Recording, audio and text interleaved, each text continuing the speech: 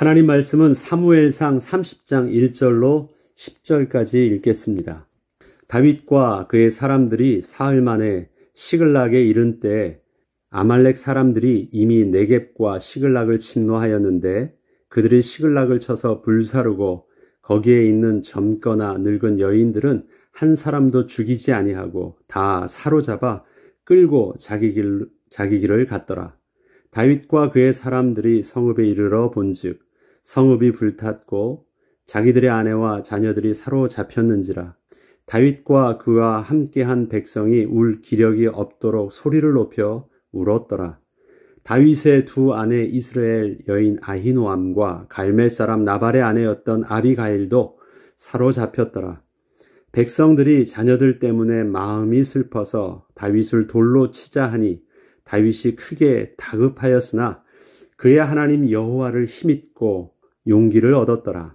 다윗이 아히멜렉의 아들 제사장 아비아달에게 이르되 원하건대 에봇을 내게로 가져오라. 아비아달이 에봇을 다윗에게로 가져가매 다윗이 여호와께 묻자와 이르되 내가 이 군대를 추격하면 따라잡겠나이까 하니 여호와께서 그에게 대답하시되 그를 쫓아가라. 내가 반드시 따라잡고 도로 찾으리라. 이에 다윗과 또 그와 함께한 600명이 가서 부솔 시내에 이르러 뒤떨어진 자를 거기 머물게 했으되 곧 피곤하여 부솔 시내를 건너지 못하는 200명을 머물게 했고 다윗은 400명을 거느리고 쫓아가니라. 아멘. 다윗이 블레셋 수령들의 겁으로 인해서 이스라엘과의 전쟁에서 빠지게 된 것은 너무도 큰 은혜였습니다. 참으로 잘되고 다행스럽다고 저들 앞에서 겉으로는 표현을 할 수 없었지만 함께한 600명의 군인들과 다시 시글락으로 되돌아오는 발걸음은 그리 무겁지 않았습니다. 그러나 그것은 다윗이 하나님의 구원을 찬양할 수 있는 일은 분명 아니었습니다. 다윗은 여전히 블레셋 땅을 벗어나지 못하고 있었기 때문이었습니다. 아말렉 사람들이 시글락을 침노하는 일들이 발생한 것입니다. 30장 1절로 2절에는 다윗과 그의 사람들이 사흘 만에 시글락에 이른 때에 아말렉 사람들이 이미 네겝과 시글락을 침노하였는데 그들의 시글락을 쳐서 불사르고 거기에 있는 젊거나 늙은 여인들은 한 사람도 죽이지 아니하고 다 사로잡아 끌고 자기 길을 갔더라. 시글락에 남겨진 가족들에게는 자신을 지킬 수 있는 어떠한 준비가 되어 있지 않았습니다. 싸울 만한 사람들은 모두 다윗과 함께 이스라엘과의 전쟁에 참여하기 위해서 떠났었기 때문이었습니다. 다윗은 블레셋 땅에서 아기스 왕의 보호를 받고 있던 자신과 강력한 블레셋을 상대로 감히 아말렉이 이렇게 침노하여 모든 것을 약탈해 갈 것을 생각지도 못하고 있었습니다. 다윗이 그동안 치밀하게 계산하고 진행했던 줄타기는 결국 그 한계를 맞이하면서 일이 하나씩 얽히기 시작하였고 다윗 스스로는 절대 해결할 수 없는 상황으로 치닫게 되었습니다. 다윗은 아기스 왕이 자신을 향한 블레셋 수령들의 적대적 감정을 제대로 변호해 주지 못하고 수령들의 말을 따라 어쩔 수 없이 자신을 거절하고 되돌려 보내는 것을 보면서 결국 블레셋 왕도 자신을 보호해 줄 수 없는 그 한계의 모습을 경험하고 되돌아왔습니다. 또한 시글락 땅이 아말렉으로부터 침노를 당하게 되면서 블레셋 땅도 결코 안전지대는 아님을 처절하게 깨닫게 되었습니다. 이때 다윗은 울 기력도 없이 소리를 높여 웁니다. 다윗과 그의 사람들이 성읍에 이르러 본즉 성읍이 불탔고 자기들의 아내와 자녀들이 사로잡혔는지라. 다윗과 그와 함께한 백성이 울 기력이 없도록 소리를 높여 울었더라. 사흘 만에 다시 돌아와 본 시글락의 첫 모습은 모든 것이 불탔고 가족들은 한 명도 남아있지 않았습니다. 그냥 깨끗하게 아무것도 없는 상황이 된 것입니다. 이것은 다윗이 그토록 두려워했던 일들이 결국 발생한 것이었습니다. 사울 왕으로부터 가족을 지키기 위해서 블레셋 땅까지 와서 이렇게 몸부림치고 있었는데 전혀 생각지도 못했던 아말렉 족속에게 이렇게 당할 줄이야 전혀 몰랐습니다. 다윗의 내면 깊숙이 자리 잡고 있던 두려움이 결국 이렇게 현실이 되었다는 것은 모든 것이 다 무너지는 경험을 실제적으로 하게 된 것이었습니다. 다윗은 이러한 일이 일어나지 않도록 그토록 조심하며 열심을 다한 것이었는데 자신의 그러한 노력이 한순간에 무너지는 일을 경험하게 된 것입니다. 다윗은 더 이상은 자신을 통제할 수 없는 낙심에 빠지게 되었습니다. 그동안 백성의 지도자의 모습으로 약한 모습을 보이지 않던 다윗이 자기의 두 아내와 자녀들까지 다 잡혀가는 것을 보자 결국 자신의 무기력함을 보면서 절망 속에서 그렇게 통곡을 하면서 울게 된 것입니다. 이젠 자기의 모든 것을 다 내려놓고 막 운 것이에요. 다윗 스스로는 더 이상 무엇을 어떻게 해야 할지 전혀 모르는 상황에 이르렀습니다. 자신이 할 수 있는 모든 것은 다 해보았지만 그 결과는 너무도 처참했습니다. 다윗을 따르던 백성들도 그 심정은 다르지 않았습니다. 백성들의 이 절망의 심정은 다윗을 향하여 원망과 분노로 바뀌어 다윗을 죽이고 싶은 생각까지 들게 하였습니다. 그동안 다윗이 어려웠던 순간에는 요나단, 아비가일, 갓 선지자 그리고 자신을 따르던 수많은 사람들이 있어서 저들을 통하여 많은 격려와 도움을 받을 수 있었는데 이제는 다윗 주위에 이러한 자신의 편이 한 사람도 없게 되었습니다. 다윗은 인생의 밑바닥에 진짜 서게 된 것입니다. 진실로 홀로 서게 된 것입니다. 다윗은 스스로 의지하던 자기 자신에 대한 신뢰도 없어졌고 자신을 도와 함께 해주던 그 버팀목들도 전부 잃게 된 순간이 온 것입니다. 다윗의 울 기력이 없을 정도의 통곡은 그동안 다윗이 붙잡고 있던 자신의 모든 것을 잃게 된 순간이었지만 또 한편으로는 그동안 자신을 붙잡고 계셨던 하나님만을 구체적으로 경험할 수 있는 큰 축복의 시간이었음을 다윗은 너무도 갑작스럽게 닥쳐진 절망의 순간에는 사실 그때는 잘 몰랐었습니다. 다 잃고 세상이 모두 다 자신을 버린 줄 알았는데 자기 안에 유일하게 남아있던 분을 다윗은 그제서야 깨닫게 되었습니다. 다윗의 의지와는 상관없이 자신 안에 계셨던 하나님께서 다윗에게 새 소망과 새 힘으로 다윗을 다시 힘있게 서게 하신 것이었습니다. 우리 인생의 끝이 하나님의 시작이었음을 다윗은 경험하게 되는 순간이 온 것입니다. 그때 다윗이 그의 하나님 여호와를 힘입고 용기를 얻었다라는 인생의 다윗의 터닝포인트가 시작됩니다. 백성들이 자녀들 때문에 마음이 슬퍼서 다윗을 돌로 치자 하니 다윗이 크게 다급하였다. 이거는 다윗이 실제적으로 위축된 것입니다. 너무 두려움을 느낀 것이에요.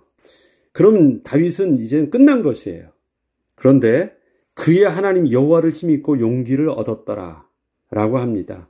이 뒤에 나와 있는 용기를 얻게 된 것은 다윗의 의지가 아니었습니다. 다윗과 상관없는 일들이 그때 다윗 안에서 기적으로 일어난 것입니다. 다윗의 끝은 무엇으로 끝나냐면 크게 다급하였다. 크게 두려움 속에서 실로 확 위축된 것으로 다윗의 자아는 끝난 것입니다. 그 다음에 다윗과 상관없는 새로운 일들이 그 다음부터 발생하게 되는데 그 안에 안 계신 줄 알았고 침묵한 줄 알았고 하나님은 자기를 떠나신 것 같던 그 하나님이 그 안에서 다윗이 할 수 없었던 하나님의 은혜를 다윗에게 드디어 베풀기 시작하신 것입니다. 다윗은 그동안 사울에게 쫓기게 되면서 하나님을 향한 자신의 신앙을 지키려 하기보다는 자기 자신과 자신의 가족과 그리고 자신을 따르던 사람들을 지키려 하는데 모든 노력을 다하며 살았습니다. 그것이 백성들의 지도자로 세움받은 책임이었다고 생각을 했기 때문이었습니다. 또 자기 때문에 많은 사람들이 그렇게 고통을 당한다는 그러한 미안함과 부담감은 저들을 어떻게 해서든지 살리고 도와줘야 되겠다는 그 열심으로 모든 것을 다윗이 다 집중하게 하였습니다. 다윗의 그동안의 발걸음 속에는 하나님을 잃을까봐 걱정을 하면서 자기의 신앙을 지키겠다는 생각은 전혀 할 수 없었습니다. 너무도 삶은 다급했고 당장 눈앞에 펼쳐지는 일들은 삶의 우선순위를 생각할 겨를이 없었기 때문이었습니다. 이때 하나님은 다윗이 생각하지 않아도 그저 알아서 함께 계시는 분이실 뿐이었습니다. 다윗은 하나님을 붙잡고 하나님에 대해서 생각하면서 뭐 할 만한 겨를이 없었어요. 하나님은 알아서 자신과 함께 해주시는 분이셨습니다. 다윗이 하나님을 떠난 것은 아니었습니다. 그러나 다윗이 하나님을 신경 쓰면서 하나님과의 자기의 어떤 그 관계들을 자기가 생각할 겨를은 우선순위에서 뒤로 밀려나 있었습니다. 그러나 다윗이 자기가 스스로 붙잡고 지키려 했던 모든 것을 잃게 되자 그동안 다윗의 의지와는 상관없이 다윗과 함께 계시고 있던 하나님을 발견하게 되었습니다. 다윗의 삶의 한 구석에서 묵묵히 함께하고 계셨던 그 하나님의 존재감을 드디어 깨닫게 되었습니다. 인식하게 되었습니다. 지난날 그 하나님을 삶의 중심에 두고 블레셋의 골리앗도 그 하나님의 이름을 지키기 위하여 그렇게 나아갔던 자신의 모습을 보게 된 것입니다. 나는 만군의 여호와의 이름으로 너희에게 나왔다. 내게는 너희들이 없는, 우리 이스라엘 백성에게는 너희들이 없는 여호와 하나님이 계시다. 이것이 다윗의 사울 왕에 쫓기기 전에 삶의 중심에 함께 하셨던 하나님의 모습이셨는데, 그 하나님의 모습이 사울 왕에게 쫓기면서 삶의 뒤편으로 밀려져 있었거든요. 그런데 자기 앞에서 자기가 붙잡고 있던 모든 것을 다 잃게 되었을 때 그 하나님이 이제 드디어 그에게 크게 보이기 시작한 것입니다. 다윗은 사울 왕에게 쫓기기 시작하면서 하나님은 자신의 삶의 뒤편으로 밀렸고 자신이 육신적으로 지켜야 할 것에 집중하며 살았는데 모든 것을 잃게 되자 비로소 그 뒤에 계셨던 하나님을 다시 볼 수 있게 된 것이었습니다. 하나님은 그동안 다윗이 자기 가족들을 지키듯 그렇게 지키고 있었기에 다윗을 떠나시지 않은 것이 아니셨습니다. 자기 가족을 지키려고 다윗이 붙잡았던 것처럼 하나님도 그렇게 붙잡고 있어서 옆에 계셨던 것이 아니었어요. 다윗이 놓았을 때도 하나님은 떠나지 않고 여전히 다윗 속에 함께 계셨습니다. 하나님은 다윗과 상관없이 함께 계셨고 다윗이 하나님에 대하여 무관심해졌을 때에도 여전히 하나님은 묵묵히 다윗을 지켜주고 계셨습니다. 만약에 블레셋의 수령들이 다윗을 거부하지 않아서 다윗이 이스라엘과의 전쟁에 참여하였다면 어떻게 되었을까요? 다윗은 아마도 이스라엘도 잃고 자신의 가족도 잃고 모든 것을 잃게 되었을 것입니다. 이스라엘과 싸우느라고 이쪽에서 아말렉에게 빼앗겼던 모든 가족들, 양쪽 다 잃는 것이었어요. 이것을 자기는 어떻게 통제할 수 없는 상황 속에 있었는데 하나님은 믿었던 아기스 왕도 의지하지 못할 수 있는 상황에 있게 하시고 또 되돌아오게 하면서 또 빨리 빼앗겼던 모습도 발견하게 하셨고 그것도 잃었어요. 아기스 왕의 신뢰도 잃었고 또 지켰던 모든 가족들도 잃었고 있었던 그나마의 소유물도 잃었고 그 다음에 자기 자신에 대한 신뢰도 잃었고 자기를 따르던 모든 백성들의 신뢰도 잃어버렸고 주위에 진짜 nothing이 돼버린 거예요. 아무것도 없게 된 것이에요. 이것이 다윗의 지금의 순간이 된 것입니다. 그러나 다윗은 아기스 왕과 수령들의 거절, 아말렉의 약탈로 인해서 자신이 지키던 모든 것을 다 잃는 상황을 맞이한 것처럼 보였지만 진정으로 생명과 복의 근원 되신 하나님을 다시 회복하는 인생의 가장 중요한 순간을 맞이하게 된 것입니다. 이사야 선지자는 아둔한 백성들이 언제 다시 하나님을 알게 되어 절망 가운데서 회복될 수 있는지를 하나님께 물었을 때 하나님께서는 이렇게 이사야서 6장 11절로 13절을 통해서 말씀해 주셨습니다. 내가 이르되 주여 어느 때까지니까 하였더니 주께서 대답하시되 성읍들은 황폐하여 주민이 없으며 가옥들에는 사람이 없고 이 토지는 황폐하게 되어 여호와께서 사람들을 멀리 옮기셔서 이 땅 가운데 황폐한 곳이 많을 때까지니라. 그 중에 10분의 1이 아직 남아있을지라도 이것도 황폐하게 될 것이나 밤나무 상수리 나무가 배임을 당하여도 그 그루터기가 남아있는 것 같이 거룩한 씨가 이 땅의 그루터기니라 하시더라. 이스라엘 백성들이 하나님이 진노에도 불구하고 여전히 그 마음을 회개하지 않고 돌이키지 않고 있어요. 너무너무 절망스러운 거예요. 이사야 선지자는 그 아픔을 보고 안타까움을 보았는데 이러한 위기 상황 속에서도 여전히 이스라엘 백성들은 영적으로 무감각한 거예요. 자신에게 하나님께서 나아가서 외치라고 하는데 저들은 들어도 들을 귀가 없고 보아도 볼 눈이 없어서 답답할 때 하나님 언제까지 저들이 저렇게 영적으로 무지하고 어두워져 있습니까? 라고 말할 때 하나님께서 이렇게 말씀하여 주신 것이에요. 저들이 포로로 잡혀갈 때까지도 모를 거야. 성읍이 불타도 잘 모를 거야. 저들 속에서 모든 것을 다 잃고 그 중에 10분의 1만 조금만 남아있어도 저들은 잘 모르게 될 거야. 그런데 그 10분의 1 남아있는 마지막 보루까지도 다 완전히 다 빼앗겨요. 그리고 더 이상 그 속에서는 어떻게 살 수 있도록 모든 유실수, 양식이 될 만한 나무들도 다 베어버려요. 그럼 그 땅에서 어떻게 살란 말이에요?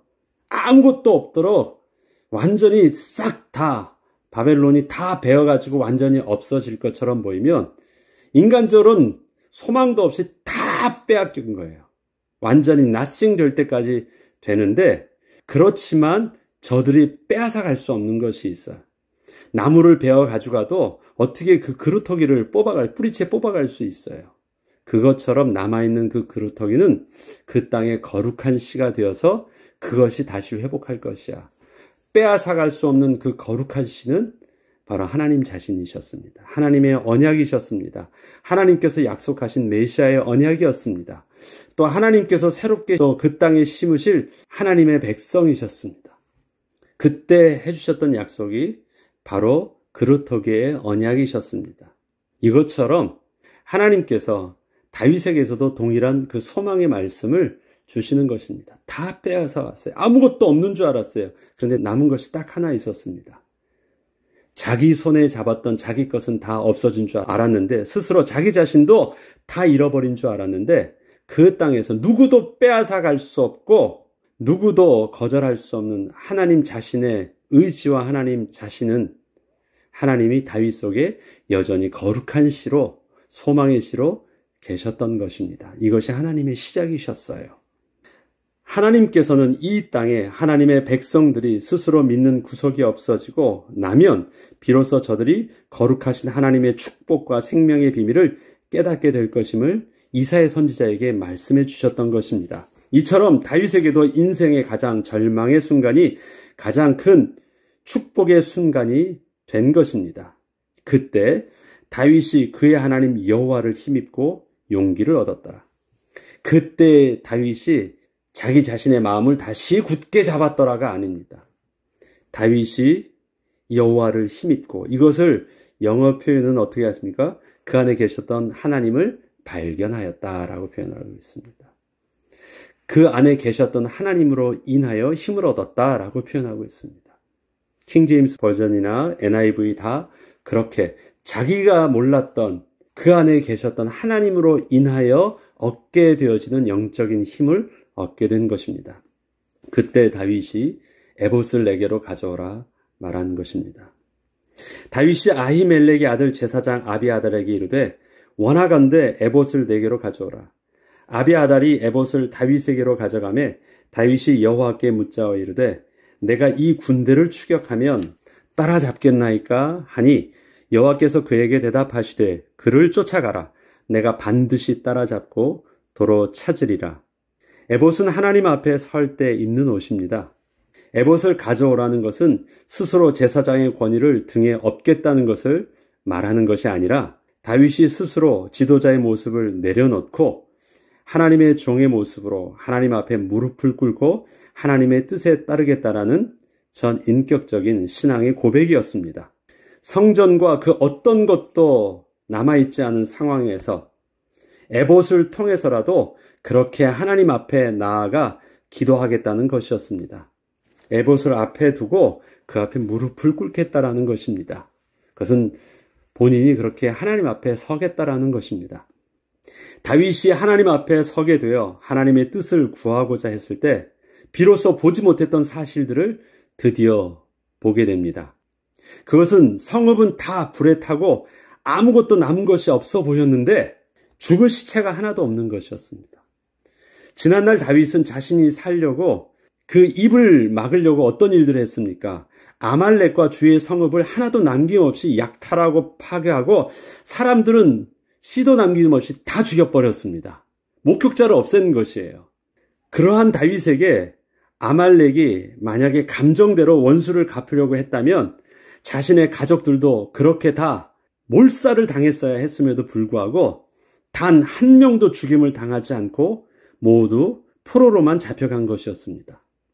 이것은 하나님의 섭리가 아니셨다면 절대 불가능한 일이었습니다.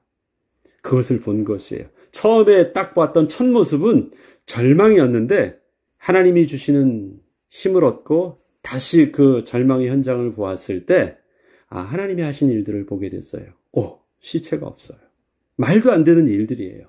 자기가 벌렸던 일들을 보면 이건 말도 안 되는 일들이에요. 그가 하나님께 묻습니다. 내가 이 군대를 추격하면 따라잡겠습니까? 다윗의 이러한 질문에 하나님은 그를 쫓아가라. 내가 반드시 따라잡고 도로 찾으리라. 이렇게 아주 분명하게 답을 주셨습니다. 마치 하나님께서 다윗에게 이미 그것을 원하고 계셨다라는 그 사실들을 그렇게 말씀하시는 것처럼 보였어요. 그래, 네가 빨리 가서 추격해. 그럼 네가 반드시 추격하고 잡을 것이야. 마치 하나님께서 그렇게 하기를 준비하고 계셨듯이 하나님은 즉시로 확실하게 답을 주셨습니다. 이것은 다윗이 스스로 해보려고 하다가 실패했던 모든 것들을 하나님께서 어떻게 하나님의 전능하심과 선하심 속에서 회복해 하시는지 다윗에게 보여주시려는 하나님의 준비하신 계획이셨습니다.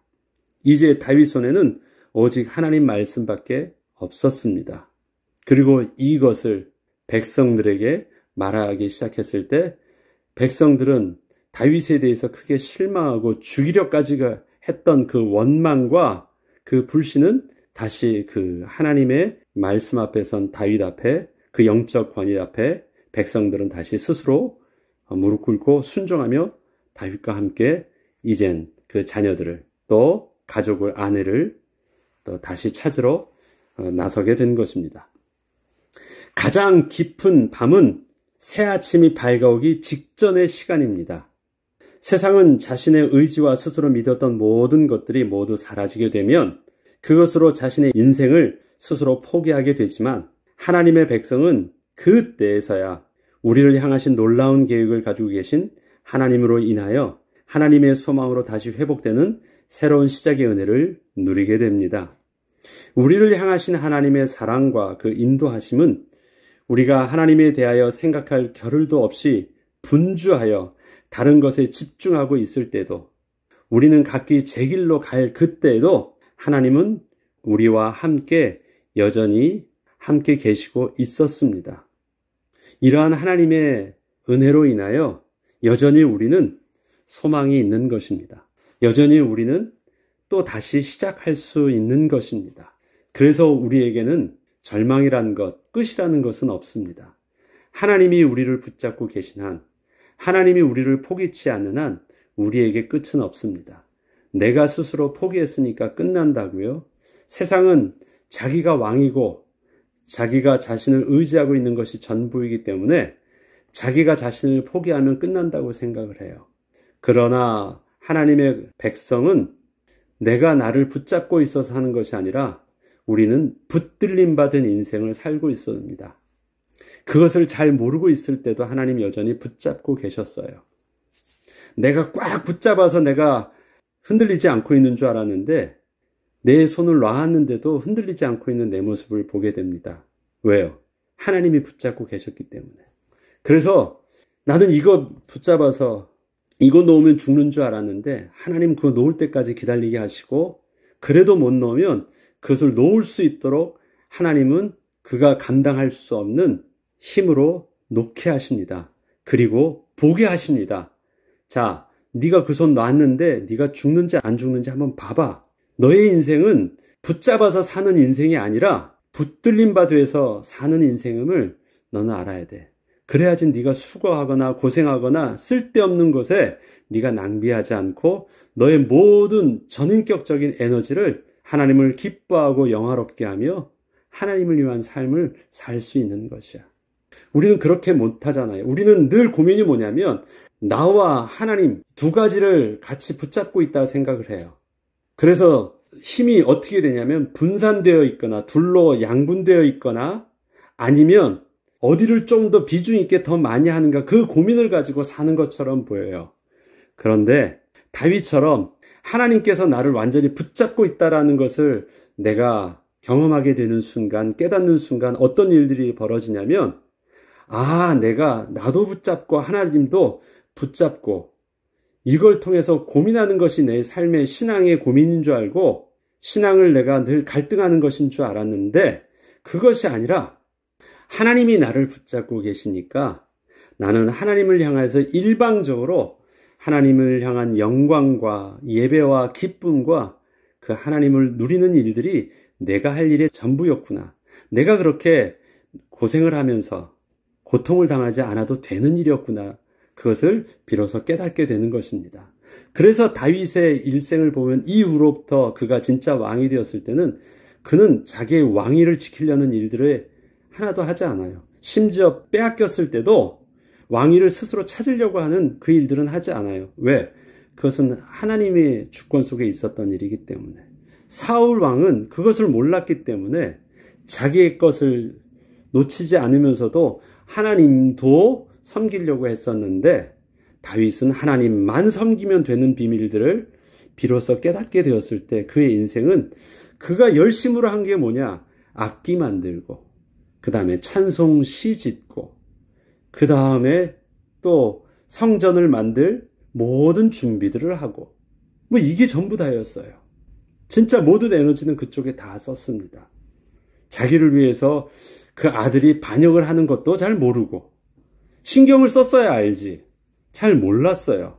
그런 아버지의 모습을 압살롬 아들이 보면서 아버지가 왕처럼 왕답지 못하다고 생각을 해서 그것이 답답해서 자기가 왕이 되면 더 잘할 줄 알았는데 그는 보지 못한 것이 있었어요.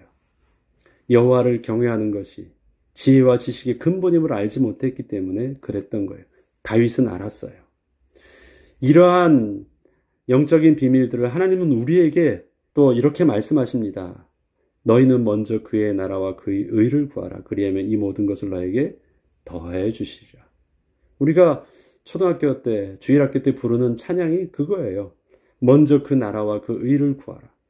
이 말씀은 오늘 다윗에게 보여주셨던 하나님의 모습과 다르지 않은 똑같은 모습이셨습니다. 하나님이 다 뺏어 가신 거라고요. 하나님이 그렇게 안 하면 놓지 못하니까 놓게 하시는 하나님의 은혜에 섭리셨습니다. 그것을 나중에 다윗은 알게 되죠. 그래서 다윗은 자기의 실패를 백성들에게 알려줄 때 부끄러웠다며 알려줄 수 없던 것이었는데 하나님의 은혜의 섭리였다는 것을 알았기 때문에 자신의 미련함을 백성들에게 알려주면서 너희들은 그렇게 미련하게 스스로 붙잡으려다가 빼앗기고 도망가고 실패하고 부끄럼 당하지 말고 빨리 놓고 하나님만 찾으라고 그렇게 교훈할 수 있었던 것입니다. 하나님은 오늘의 다윗의 이 모습을 그 인생의 터닝 포인트가 되게 하시면서 이후로부터 이제 다윗의 전반부가 끝나요. 이것이 마지막이었어요. 가장 깊은 밥이 앞서 말씀드렸던 밝아오는 새벽에 가장 끝까지 온 순간이었습니다. 어떻게 하나님께서 반전의 역사를 통해서 준비하셨던 그 은혜를 회복하시는지 또 그 은혜의 비밀들이 저와 여러분에게 혹시 가장 큰 낙심 속에 있다면 또 새로운 하나님의 소망 가운데 동일하게 힘을 얻는 또 우리 가운데 거하시는 하나님을 발견하는 은혜의 순간으로 함께 누리시길 주의 이름으로 축복합니다. 기도하겠습니다. 거룩하신 하나님 아버지 참 감사를 드립니다. 하나님이 포기하지 않으신 우리의 인생은 소망이 있습니다. 나는 몰랐어도 나는 놓았어도 나는 하나님을 무관심했어도 하나님은 여전히 우리를 붙잡아 주셨고 우리를 포기치 않으셨습니다. 결국은 그 하나님으로 인하여 회복된 우리의 모습을 다시 하나님은 보게 하셨습니다. 그 은혜의 비밀들을 우리가 날마다 일평생 놓치지 않게 하시고 소망 중에 먼저 주의 나라와 주님의 의를 구하는 거룩한 백성으로 온전히 서게 하여 주옵소서. 감사드리며 우리 주 예수 그리스도 이름으로 기도합니다. 아멘.